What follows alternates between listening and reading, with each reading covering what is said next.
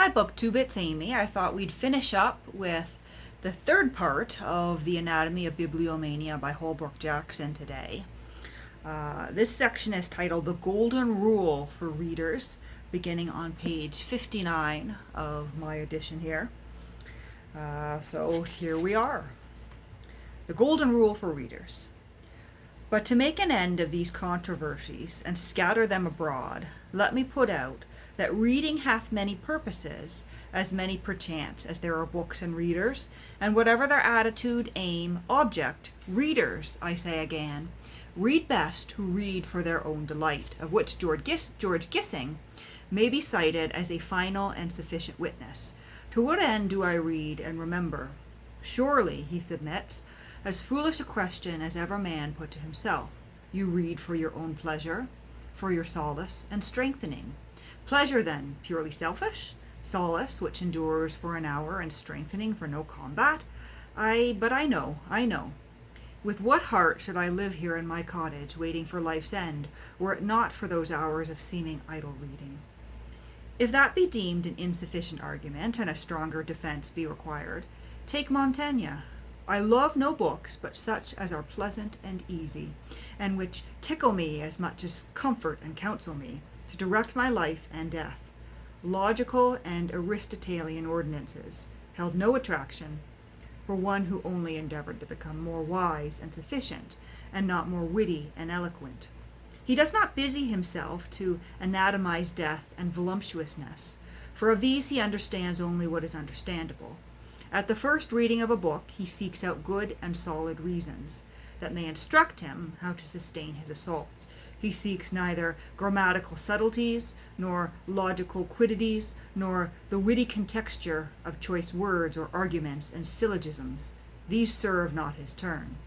Yet, in these as in other affairs, the golden rule is that there are no golden rules.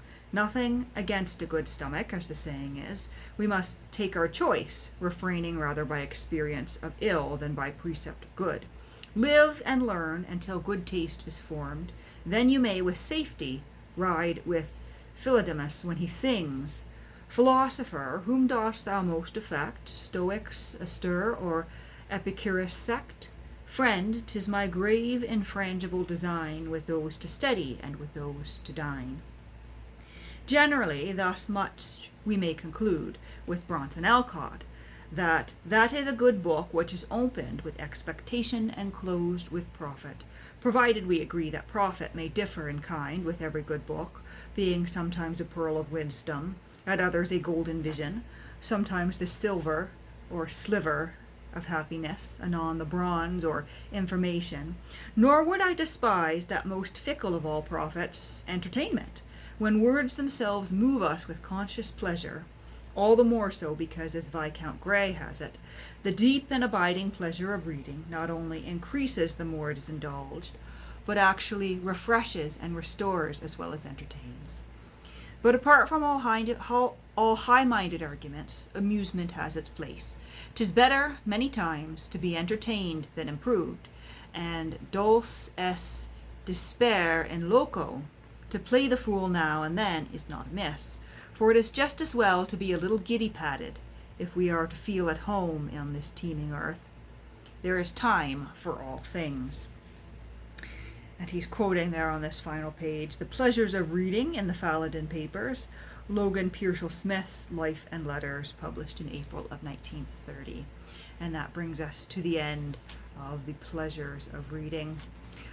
Part 4 here is titled The Art of Reading. We have aesthetical considerations, methods of famous bookmen. That one seems to be quite a long one. We'll just take a friendly flip here. Digression on reading aloud, which I believe I read aloud on this channel many years ago. And a few, I think the digression on reading aloud is actually quite long, but a few there. And part 5 is titled A Book Fellowship. So we'll work our way through the art of reading over the next few days here, I would hope. But we'll end that for now, and I hope you're enjoying our first few readings through the Anatomy of Bibliomania. I'll show you the book here we've hardly made a dent here. Maybe we've read about a tenth of the book. So this is going to occupy us for quite some time. And I hope, following up from the reading we just did, I hope you'll find this profitable, both in terms of glimmers of inspiration and also entertainment, because that's what I myself get from this volume here. Highly entertaining, but it also sort of inspires a desire to dive farther into my own library behind me.